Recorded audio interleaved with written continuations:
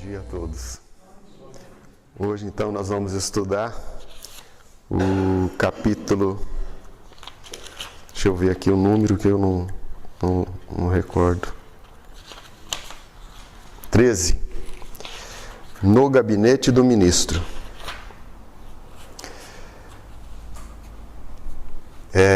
Neste capítulo do livro Nosso Lar, nós vemos então André Luiz, ele inicia o seu texto aqui desse capítulo com as seguintes palavras: com as melhoras crescentes, vírgula. Nisso daí, o Jefferson, que fez o estudo a semana passada, ele então trouxe para a gente que o André Luiz chegou doente, né, na colônia de Nosso Lar. Lá no capítulo 4, que foi o comentário da Carmen, o André Luiz foi atendido pelo médico Henrique de Luna. E o médico então detalhou, né, o problema que ele trazia das enfermidades, né, que ele levou com ele para o plano espiritual. Então André Luiz ele foi acometido de uma oclusão intestinal, uma obstrução na área dos intestinos por elementos cancerosos, né? E tudo isso daí aconteceu na vida dele, mas o que o médico disse é que tudo isso não poderia ter se agravado tanto como se agravou se os seus procedimentos mentais no planeta tivesse sido enquadrado, né, nos princípios da fraternidade e da temperança. E ainda colocou para ele que o modo dele viver exasperado e sombrio, ele captava vibrações negativas das outras pessoas, né? E ainda completa dizendo que a ausência de autodomínio que ele tinha do seu comportamento para com os semelhantes, que muitas das vezes ele ofendeu sem refletir, conduzia ele frequentemente à esfera de seres doentes e inferiores. Tal circunstância agravou de muito o seu estado físico. É assim então que a gente vê muitas pessoas que passam pela provação do câncer, que tem pessoas que conseguem, né? Ela luta, enfrenta, faz os mil e um tratamentos e consegue vencer. E consegue ter uma vida normal. E outras pessoas, o que acontece? A pessoa às vezes cai, só de saber que a pessoa está com câncer, ela já cai numa depressão e em breves tempos aí a pessoa até acaba desencarnando. Então isso vai muito, né, do íntimo, né, da pessoa. Porque se a pessoa encarar que aquilo é um fato destruidor na vida dela, né, aí já é um passo, já que a pessoa não vai ter condições de se reanimar. Mas olha, isso traz para a gente assim, um questionamento, que a gente diz: poxa, mas as enfermidades não se extinguem com a vida do corpo aqui na Terra? Lá no livro Ação e Reação do mesmo André Luiz, ele estuda, nós estudamos isso com ele também. Por quê? A nossa referência agora é baseada aqui no capítulo 4 do Evangelho, do livro Nosso Lar, quando ele mesmo fala que o organismo espiritual apresenta em si mesmo a história completa das ações praticadas no mundo. Então, todas as conquistas nossas nós vamos levar impregnado no nosso corpo espiritual. Se for uma doença ou enfermidade que nós conquistamos pelos abusos, pelos excessos, né, pela nossa ignorância, pelo nosso distrato, como ele diz aqui da nossa falta de autodomínio, né, pelo equilíbrio espiritual, é certeza então que essa enfermidade vai nos acompanhar, porque seria quase então uma expiação, né? Foi uma conquista que nós fizemos, né, pelos excessos da nossa própria vida, pelos vícios, né, que nós alimentamos aqui na Terra. Então isso vai acompanhar. Mas o André Luiz nos fala no livro Ação e Reação que também existem as dores evolução, que é aquelas que atuam de fora para dentro. Essa que nós vemos aqui quando nós conquistamos enfermidades, ela existe dentro de nós e está o quê? Está aflorando para o corpo físico. E está também impregnado no corpo espiritual, né? Porque a gente sabe que o corpo espiritual ele está unido ao nosso corpo físico, célula a célula. Então, a dor evolução é aquela dor que quando nós vemos uma pessoa que a gente diz assim, puxa vida, essa pessoa foi um exemplo de dignidade aqui nessa vida, ela não merecia passar pelo que está passando. E às vezes a gente vê pessoas sofrendo, né? Problemas seríssimos até chegar à desencarnação.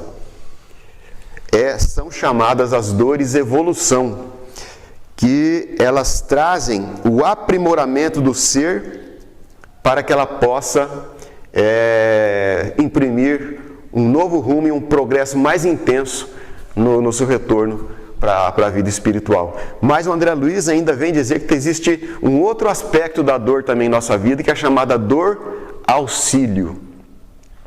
E ele dá até alguns exemplos: o infarto, a trombose, a hemiplegia, o câncer, a velhice prematura. Essas coisas, muitas das vezes, a grande maioria das vezes, funciona como uma dor auxílio, para que a alma se recupere de certos enganos que haja ocorrido na sua vida, habilitando-se então através dessas reflexões e benéficas disciplinas para o ingresso respeitável na vida espiritual. Eu recordo muito do meu pai aqui nessa situação, que com 52 anos de idade ele teve um derrame cerebral. E aquilo deixou ele nessa condição de hemiplégico, ficou um lado do corpo paralítico, paralisado, né? E ele ficou 17 anos desse jeito. E foi uma bênção. No final da existência ele até dizia que Deus estava querendo dizer alguma coisa para ele com aquela enfermidade, porque ele era uma pessoa que não ficava em casa, e depois ele não saía de casa, né? Meu pai ele ia trabalhar para o serviço para casa, depois ele saía, fim de semana ele pegava a bicicletinha dele e só vinha para o café da manhã em casa, voltava para o almoço, saía de novo, voltava de noite para dormir. Era assim. Então ele disse que a enfermidade, Deus estava querendo falar alguma coisa no coração dele. E outra, ele deixou o hábito do cigarro e da bebida alcoólica, que eram dois vícios que o acompanhavam, que levou praticamente assim à enfermidade. Então foi um auxílio muito grande dos céus para que ele se reconduzisse na sua vida, né? E com certeza foi uma grande dádiva para ele, né? E aí o André Luiz prossegue aqui dizendo: com as melhoras crescentes surgia a necessidade de movimentação e trabalho. É o André Luiz que já estava disposto, né? Característica de uma pessoa saudável. Ele já havia se recuperado, né? Então ele acreditava que ele já estava pronto para o trabalho. Nesse capítulo aqui, quem leu, né, quem acompanhou os estudos, vai ver que existem dois aspectos aqui. O André Luiz procurando trabalho e a outra personagem da história aqui que estava envolvidas em climas assim de indisposição, vamos dizer assim, né?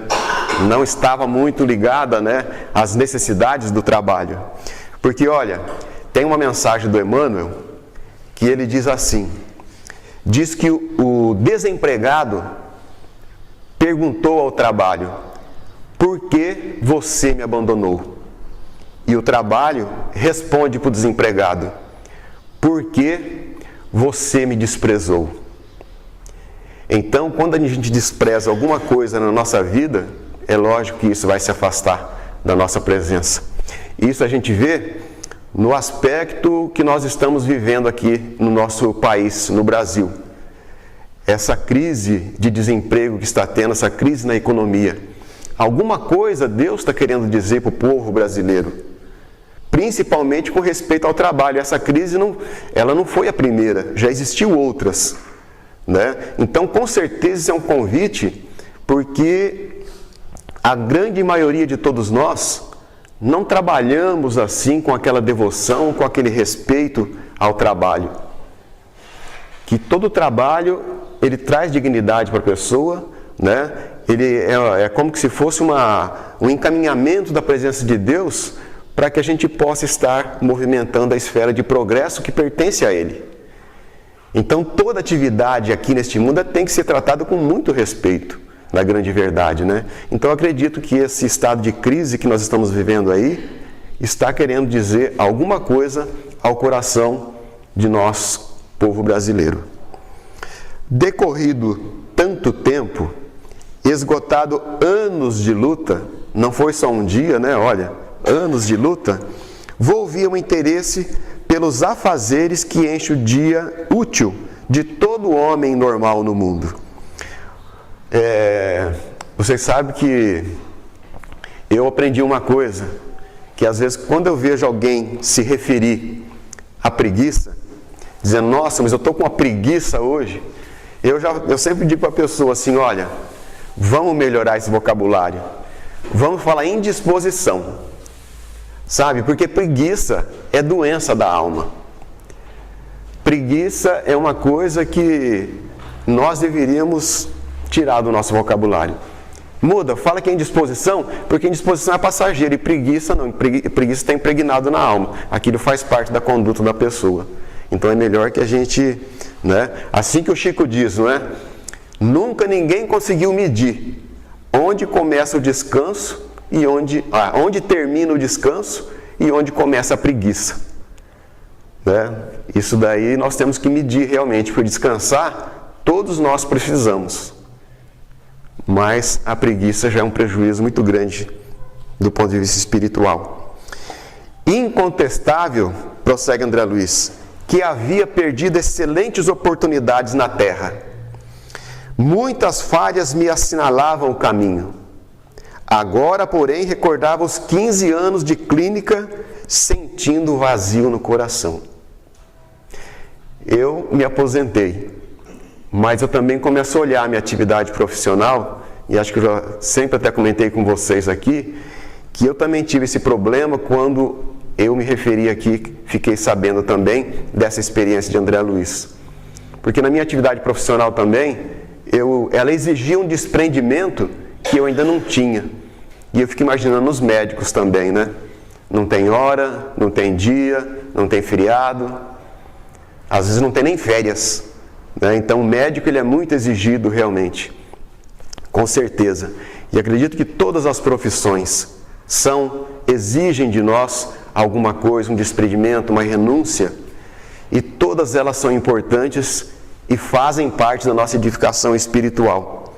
Porque olha que o Espírito Emmanuel nos fala, numa de suas mensagens do livro Religião dos Espíritos: no trabalho em que possas fazer o melhor para os outros, encontrarás a quitação do passado, as realizações do presente, mas também nós estamos realizando créditos para o nosso futuro.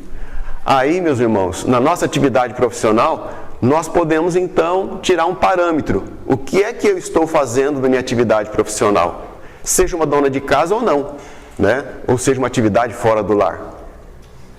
O que nós estamos fazendo? Nós estamos resgatando o nosso passado, porque é um serviço de doação. Nós estamos realizando para o nosso presente, porque estamos angariando experiências muito úteis, né, para a nossa própria vida. Mas também estamos projetando créditos para o nosso futuro. André Luiz teve crédito? Teve, não é? Nós vamos ver mais para frente aqui que ele fez em torno de 6.000 consultas grátis. Mesmo assim, sem aquela vontade de querer ajudar os outros, né? Mas isso valeu muito para ele, porque 15 daquelas pessoas pediam em favor dele. Então ele partiu com créditos daqui. Então a gente pode ter um parâmetro nosso também. Será que eu estou tendo crédito também diante das minhas atividades profissionais que Deus me confiou? Identificava-me a mim mesmo como vigoroso agricultor. Ele via como se fosse uma plantação enorme à sua frente, mas de mãos atadas. Porque ele, na posição de médico, né, ele enxergava doentes por todos os lados ali, ao seu lado, gemidos, um gritando de dor, outro apavorado. E ele, como médico, ele sentia que ele teria condições de ajudar um pouco mais ali. Mas ele diz: não me era lícito nem mesmo a função de enfermeiro na colônia de nosso lar.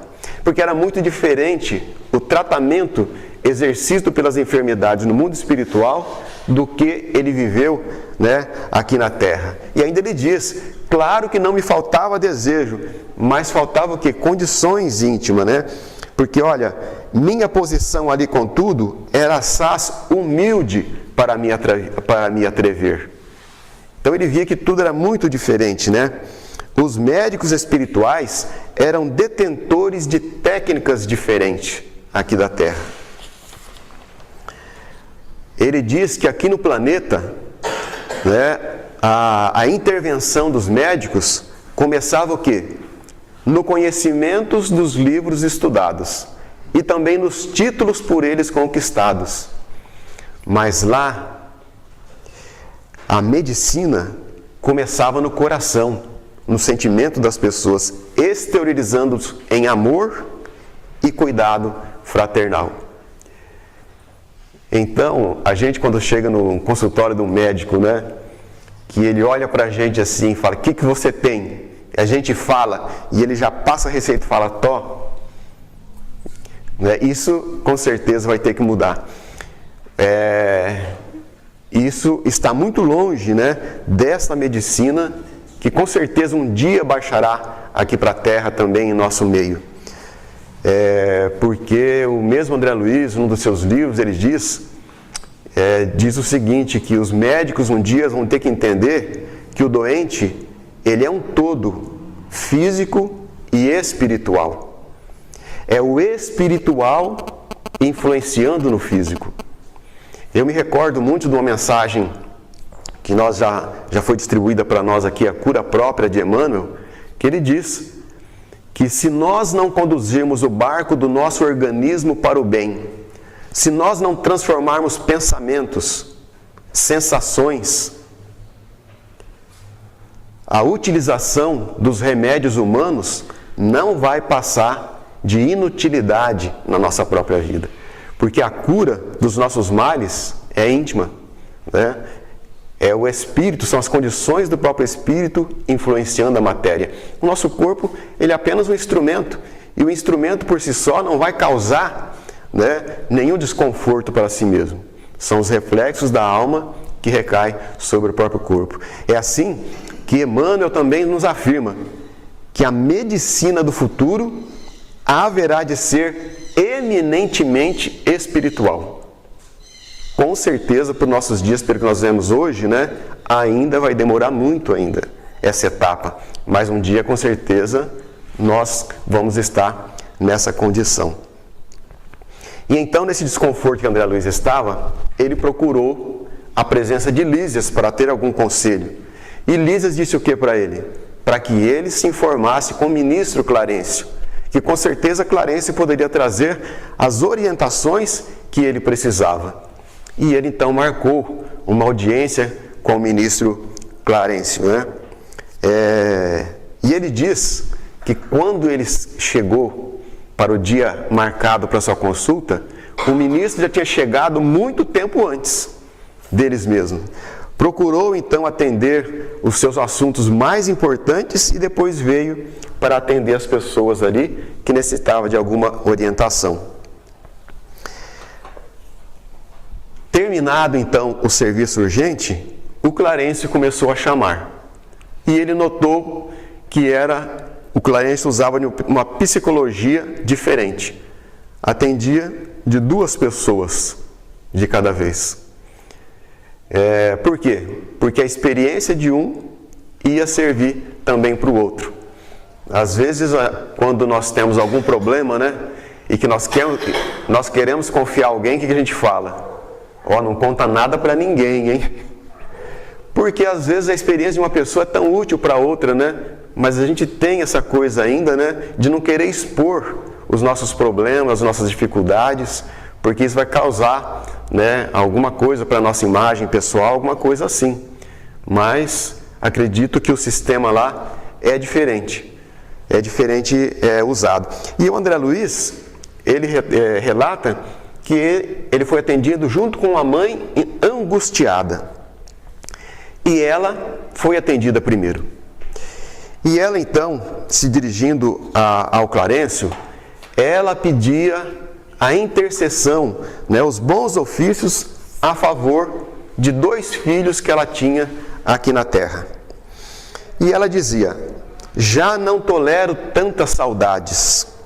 Estou informada de que ambos vivem exaustos e sobrecarregados de infortúnios do ambiente terrestre. Reconheço que os desígnios do Pai são justos e amorosos. No entanto, sou mãe. Não consigo subtrair-me ao peso da angústia. André Luiz, ele diz para nós aqui que o ministro Clarencio, dirigindo um olhar de fraternidade, mas não perdendo a energia pessoal de poder ajudar aquela senhora, ele respondeu bondoso: mas se a irmã reconhece que os desígnios do Pai são justos e santos, o que é que eu posso fazer então? É assim que às vezes a gente vê alguma pessoa mais próxima, em problemas, em sofrimentos, a gente se ergue em prece para que Deus possa ajudar aquela pessoa a se livrar daqueles problemas. Mas lembrando, que a vontade de Deus é sempre justa e muito santa para todos nós. E nós recebemos aquilo que nós precisamos. Seria melhor então que a gente mudasse a nossa visão e entender que nós precisamos fazer orações para que a pessoa se fortaleça e ela consiga vencer a etapa difícil de sua vida. Porque tudo aquilo vai fazer parte da bagagem das condições espirituais que a pessoa necessita, porque acima de tudo, Deus não castiga ninguém, na grande verdade, Deus coloca-nos o quê? Corrigenda, Deus nos coloca o quê? Meios para que a gente possa se elevar sempre, mas às vezes diante das fraquezas que nós ainda imprimimos na nossa condição espiritual, pela nossa ignorância, então, muitas das vezes nós vemos sofrimento aonde existe luta edificante, é assim que os Espíritos colocam para a gente. E essa senhora diz para ele o que é que ela queria. Desejava que me concedesse recursos de protegê-las eu mesma na esfera do globo. E o Clarencio então continua: mas, minha irmã, só no espírito de humildade e de trabalho é possível nós outros proteger alguém. Essa senhora teve humildade? Espírito de humildade?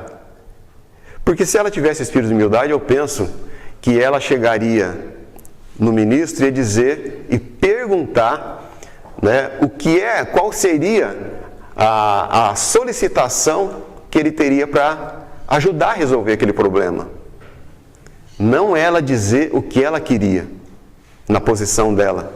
Porque um ministro, na colônia Nosso Lar, é um ser capacitado. Então, acredito que foi um pouco assim de espírito de petulância da senhora já dizer: não, eu quero que você me dê recursos para que eu mesma vou lá ajudar os meus filhos. Mas o Clarencio diz que só no espírito de humildade e de trabalho. Porque até mesmo lá, nessas condições, os favorecimentos que o Espírito requer, é necessário que ele tenha o quê? Que ele tenha créditos para si mesmo. Porque, olha, o Pai criou o serviço e a cooperação como leis que ninguém pode trair, sem prejuízo próprio. Nada lhe diz a consciência a respeito, e aí vem perguntar para ela quantos bônus horas ela tinha aqui para apresentar em benefício da pretensão dela. Quer dizer, ela teria que comprar isso, em troca o quê? De trabalho que ela tem oferecido. Vocês se lembram quantas horas ela apresentou? 304 horas. 304 horas. O ministro então diz: é de lamentar, sorrindo, mas por aqui se hospeda há mais de 6 anos e apenas deu à colônia até hoje 304 horas. Eu fiz as continhas lá em casa, 6 anos que ela foi socorrida na cidade do nosso lar. Se a gente colocar, a gente sabe que lá funciona, o trabalho é 8 horas. As pessoas são convidadas a trabalhar 8 horas por dia, né? Eu não sei se tem fim de semana lá. Mas se a pessoa for trabalhar 8 horas por dia, dá uma carga horária aí, vamos supor, tirando sábado e domingo nosso aqui na Terra, 40 horas por semana, né? E eu fiz umas contas aqui, se ela tivesse trabalhado 6 horas por dia corrido, aí dá certinho as 40 horas semanais que muitos de nós trabalhamos aqui. Ela teria conquistado 13.140 bônus horas. E não só 304. Então é muita diferença. Né? Então essa senhora, ela não estava realmente com os seus sentimentos voltados para a organização do trabalho na sua vida. Eu fico pensando que essa senhora, ela deve ter tido uma experiência aqui na vida física, que é aquelas pessoas que devem ter tido de tudo na vida, sem precisar correr atrás de nada, né? Acredito que ela deve ter, assim, tudo, como se nós dizemos assim, de mão beijada. Nada foi conquista pessoal. Então ela não tinha dentro dela, né, esse espírito para encarar o valor realmente do trabalho. E nós ficamos pensando que, com certeza, às vezes, o remédio para essa senhora será ser encaminhada para uma futura encarnação em que ela possa descobrir o valor do trabalho através das necessidades que ela deva carregar na sua própria vida. Assim, o espírito vai conquistar as experiências que precisa. Porque, olha, o ministro Tarense aqui usa um termo realmente que está aqui nas condições da senhora. Ele diz aqui, olha, pois que se hospeda. E ela era uma hóspede lá na colônia de Nosso Lar. Não era uma trabalhadora. Ela estava se hospedando lá. Por quê? Porque ela se refugiou, né, nas zonas de repouso, ao invés de procurar trabalho. Abandonou todos os tipos de trabalho. Porque ela foi convidada para os trabalhos na turma de vigilância. E aí ela diz, mas aquilo era um serviço intolerável. Uma luta incessante contra entidades malfazejas. Era natural que eu não me adaptasse. Depois ela foi convidada a trabalhar com os irmãos da suportação. Olha só os nomes, viu, gente? Para a gente ter uma ideia como é que são os trabalhos que, se alguém porventura tiver a bênção de ser socorrido lá na cidade do Nosso Lar, depois da tua reencarnação, nós podemos ver o serviço que vai ser oferecido para a gente também, não é? Ela foi convidada a chamar os irmãos da suportação. Aí ela diz, pior, aqueles apartamentos andavam repletos de pessoas imundas, palavrões, indecências, miséria. Aí depois ela foi confiada ao setor da enfermagem dos perturbados. Mas quem os tolera, aquelas pessoas? Só os santos. Fiz o possível, entretanto, aquela multidão de almas desviadas assombra qualquer pessoa. Então ela se defendia sempre, né, do que foi exposto para ela trabalhar. E aí depois ela foi enviada para os gabinetes de investigação, lá no Ministério do Esclarecimento. Mas ela responde ao ministro, era também impossível de continuar trabalhando neste lugar. Só encontrei experiências exaustivas, fluidos estranhos e chefes muito ásperos, chefes muito exigentes. Então, ela não se adaptou em serviço algum. Isso quer dizer muito com a gente, não é? Porque a gente gosta de fazer o que é fácil, o que é gostoso, o que não dá trabalho, o que seja prático, né? E às vezes, quando tem alguma atividade que exige um pouco de nós mesmos, então aí a gente deixa para que alguém vá lá e desempenhe aquela função. É melhor que a gente perceba que é necessário a gente realizar o que seja necessário, Porque às vezes Deus nos confia determinadas tarefas em nossas vidas e nós damos as costas. Dá muito trabalho isso. Isso exige da minha paciência. Eu não tenho paciência, eu não tenho calma, eu não tenho serenidade para isso. Mas é através dessas atividades que nós vamos estar fazendo exercício para as conquistas imperecíveis do Espírito. E nós muitas vezes fugimos, né? Não é assim mesmo? Bom, aí... nós queríamos também citar, com referência ao trabalho, porque lá no livro Ação e Reação de André Luiz, ele traz uma conversação com o instrutor de uma colônia situada nas zonas do Umbral, chamada Mansão Paz, e que era dirigido pelo instrutor Druso. O instrutor Druso diz que fazia 50 anos que ele fora recolhido naquela instituição. 50 anos.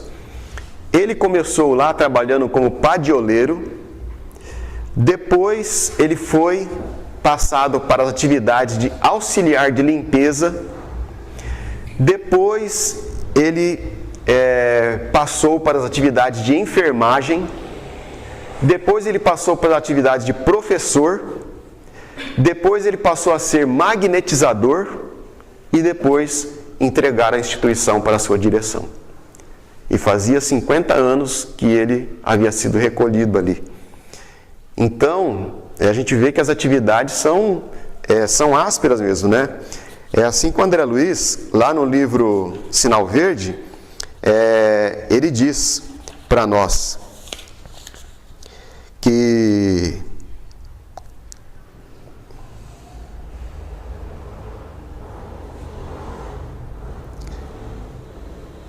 toda pessoa que serve além do dever encontrou o caminho da própria felicidade. E então a gente vê que a esfera de trabalho ela é muito importante para a nossa própria dignidade, né? E o Clarence continua então ajudando aquela nossa irmã, dizendo que o trabalho e a humildade são as duas margens dos caminhos de auxílio. Para ajudarmos alguém, precisamos de irmãos que se façam cooperadores, amigos, protetores e servos nossos. Antes de amparar os que nós amamos, é indispensável estabelecer correntes de simpatia. Sem a cooperação é impossível atender com eficiência. Então, em toda e qualquer esfera de atividade, a gente vê Ulisses, muitas das vezes, dizendo para André Luiz, né, que a colônia no nosso lar, ela é uma colônia essencialmente de trabalho. E nós vimos referências lá, né, a setores de alimentação, distribuição de energia, tem também setores que gerenciam o trânsito. Então, gente, a gente passa a entender que quase vai ser assim uma cópia muito melhorada do sistema que nós vivemos aqui. Mas ninguém vai, com certeza, ser recolhido numa colônia dessa para ficar em repouso perpétuo, com certeza, né? E o ministro, então, continua dizendo para ela, dando referências, né? Que o camponês, ele cultiva a terra, alcançando a gratidão daqueles que saboreiam os frutos que ele produz. Que o operário, que entende os chefes exigentes, executando as determinações, representa o sustentáculo do lar que o Senhor o colocou. Isso quer dizer, muitas vezes, com os chefes exigentes e ásperos que nós temos, né? E que às vezes a gente se cala, por quê? Porque a gente precisa do emprego, que a gente precisa acudir às necessidades da família, e isso acaba sendo um exercício, né? De autodomínio, né? De compreender a necessidade também de silenciar diante dessas situações. O servidor que obedece construindo, conquista os superiores, companheiros interessados no serviço, e nenhum administrador intermediário poderá ser útil aos que ama se não souber servir e obedecer nobremente. Fira-se o coração, experimenta-se dificuldade, mas que saiba que cada qual o serviço útil pertence, acima de tudo, ao doador universal. É assim, então, em qualquer atividade que nós temos aqui mesmo na esfera física, nós estamos colaborando com o progresso geral do nosso próprio planeta, não estamos? Porque nós estamos sempre fazendo alguma coisa para alguém. E a gente sempre volta, né? Que eu acredito que seja um exercício profundo de resignação e de doação de si mesmo, é a tarefa das mães aqui na Terra, né? Das donas de casa, que quase sempre elas estão trabalhando, mas não somente em favor de si mesmo, mas em favor de todos aqueles que estão à sua volta, dos filhos, do pai, do marido, né? Da família que está à sua volta. Então, são atividades que a gente tem que ter enorme respeito, realmente, né? E Clarence, então, ajudando essa senhora, diz: que será, pois, na terra, se não aprendeu a suportar coisa alguma? E aí, diz para ela que se ela viesse aqui para querer ajudar os filhos, como ela mesma queria, ela não tinha condições para isso. Porque ela mesma dizia que ela estava dominada pela angústia. Então, como é que uma pessoa angustiada vai poder ajudar outro angustiado? Vai se somar as angústias. Se ela tivesse conquistado algum equilíbrio espiritual através de conhecimentos, de estudos, né, com certeza ela teria condições, mas nem isso ela conseguiu fazer.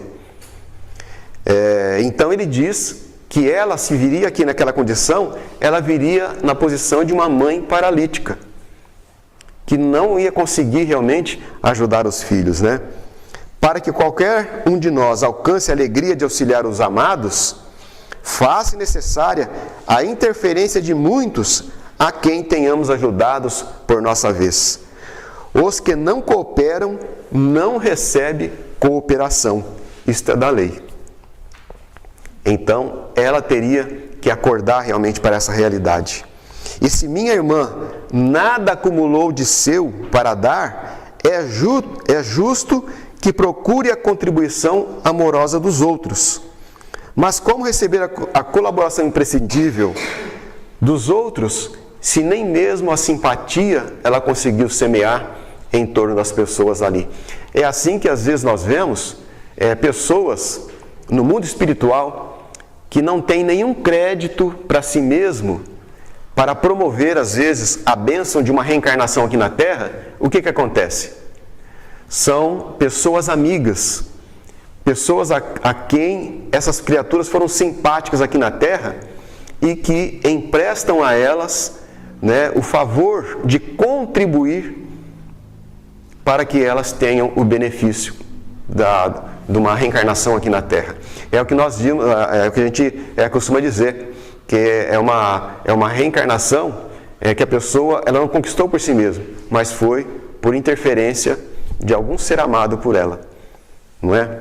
É assim que nós vamos ver depois no futuro a própria mãe de André Luiz já se dispondo a voltar novamente aqui na Terra para poder resgatar o marido que estava mergulhado nas zonas inferiores do próprio umbral.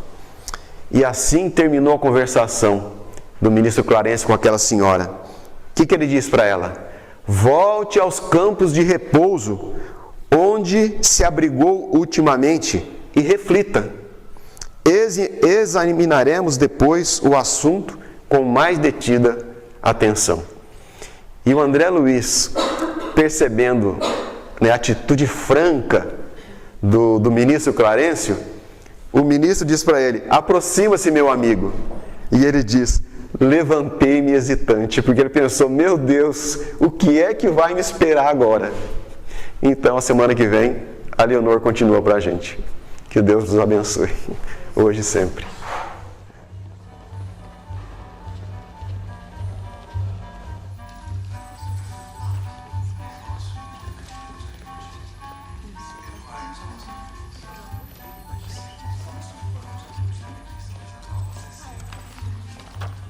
Me desculpe, Posso interromper? Oh, claro.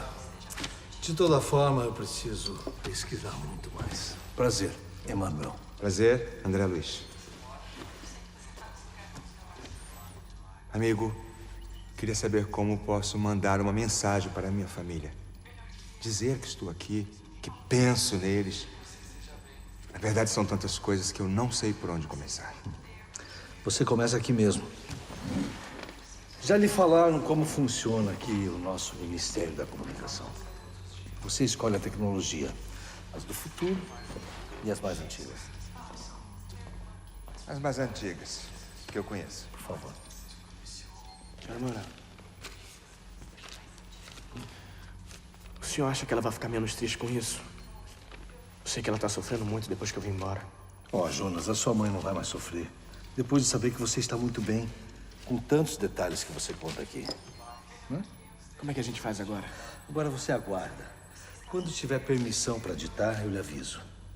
Temos um irmão encarnado que está pronto para psicografar todas as mensagens que pudermos enviar. Muito obrigado.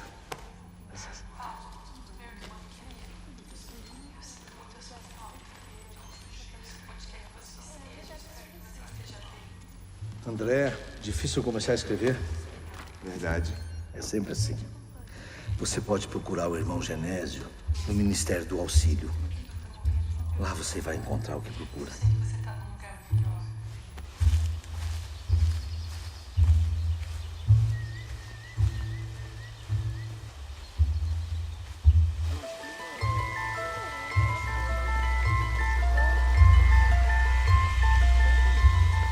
Tudo bem, André?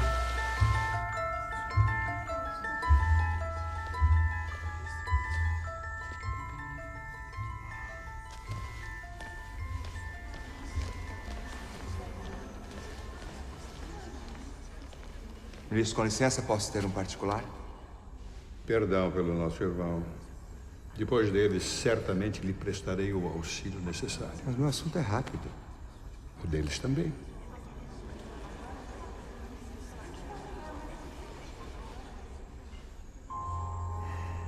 Me desculpe.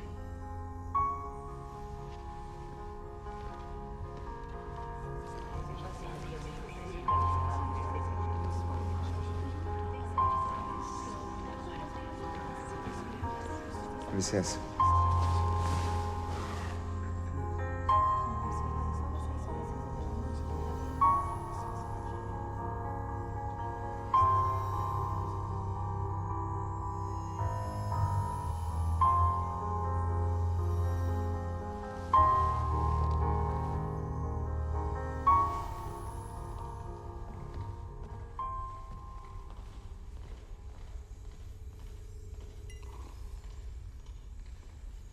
André Luiz.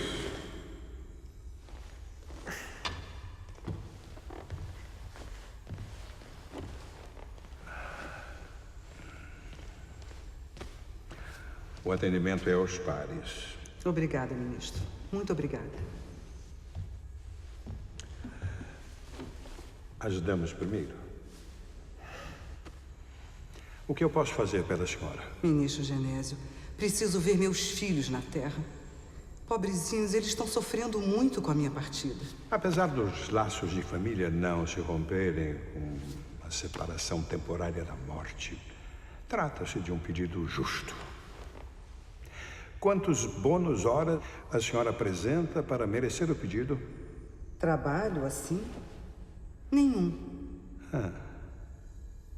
Há quanto tempo a senhora está na colônia? 6 doloridos anos. E durante todo esse tempo não encontrou nada que despertasse seu interesse? Eu nunca precisei trabalhar. A senhora sabe que o nosso lar oferece desde fábricas de alimentos a serviços de visitas a amigos em recuperação. Tudo um pouco cansativo. Concorda? Todo merecimento se conquista através do trabalho. Assim me disseram. Avalie seus atos, irmã, e veja como estão impregnados por orgulho e egoísmo. São as grandes chagas da humanidade. Toda forma de servir é uma bênção. Senhor, com licença, então eu posso voltar a atuar como médico? Depende de você. Mas talvez o médico terreno não seja o mesmo médico espiritual. O que eu posso fazer? É saber que a vontade, a persistência e o merecimento andam de mãos dadas. Quando o servidor está pronto, o serviço aparece. Vamos procurar um trabalho, minha irmã?